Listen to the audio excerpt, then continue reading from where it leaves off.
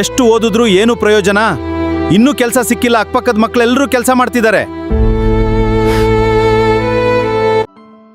ದುಡಿಬೇಕಾಗಿರೋ ಮಗ ಇನ್ನೂ ದುಡಿತಾ ಇಲ್ಲ, ಮನೇಲೆ ಕೂತ್ಕೊಂಡು 3 ಹೊತ್ತು ತಿಂತಾ ಇದ್ದಾನೆ ಅಂದ್ರೆ ಅವಮಾನ ಮಾಡಕ್ ಹೋಗ್ಬೇಡಿ, ಅಥವಾ ಬೇರೆಯವ್ರ ಮನೆ ಮಕ್ಕಳಿಗೆ ಕಂಪೇರ್ ಮಾಡಕ್ ಹೋಗ್ಬೇಡಿ. ಅದೇ ನೀವು ಮಾಡ್ತಿರೋ ತಪ್ಪು. ನಿಮ್ದು ಕೂಡ ಜವಾಬ್ದಾರಿಗಳಿದಾವೆ. ಓದಿದ ತಕ್ಷಣ ಕೆಲಸ ಸಿಗುತ್ತೆ ಅನ್ನೋದು ತಪ್ಪು. ಕೆಲಸ ಸಿಕ್ಕಿದ್ರು ಕೂಡ ಅದ್ರ ತಕ್ಕಂಗೆ ಸಂಬಳ ಸಿಗುತ್ತೆ ಅನ್ನೋದು ಇನ್ನೂ ದೊಡ್ಡ ತಪ್ಪು. ಅವನ ಮನ್ಸಲ್ಲೂ ಕೂಡ ಏನ್ ನಡೀತಿದೆ, ಅಥವಾ ಅವಳ ಮನ್ಸಲ್ಲೂ ಕೂಡ ಏನ್ ನಡೀತಿದೆ, ಜೀವನದಲ್ಲಿ ಏನ್ ನಡೀತಿದೆ ಅನ್ನೋದ್ರ ಬಗ್ಗೆ 2 ನಿಮಿಷ ನೀವೇನಾದ್ರೂ ಕೇಳಿದಿರ? ಎಜುಕೇಶನ್ ತಕ್ಕಂಗೆ ಇಲ್ಲಿ ಕೆಲಸ ಸಿಗಲ್ಲ. ಅಪ್ಪ ಅಮ್ಮ ಆದವರು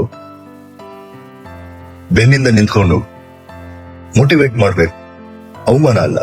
ಅವಮಾನ ಮಾಡಿದ ತಕ್ಷಣ ಕೆಲಸ ಸಿಗಲ್ಲ. ನೀವು ಕೂಡ ಸಪೋರ್ಟ್ ಮಾಡ್ಬೇಕು. ನಾನು ಹೇಳ್ತಾರ ಸರಿನಾ ಇಲ್ಲೋ ನನಗೆ ಗೊತ್ತಿಲ್ಲ, ಹೇಳ್ಬೇಕು ಅನಿಸ್ತು, ಹೇಳ್ದೆ.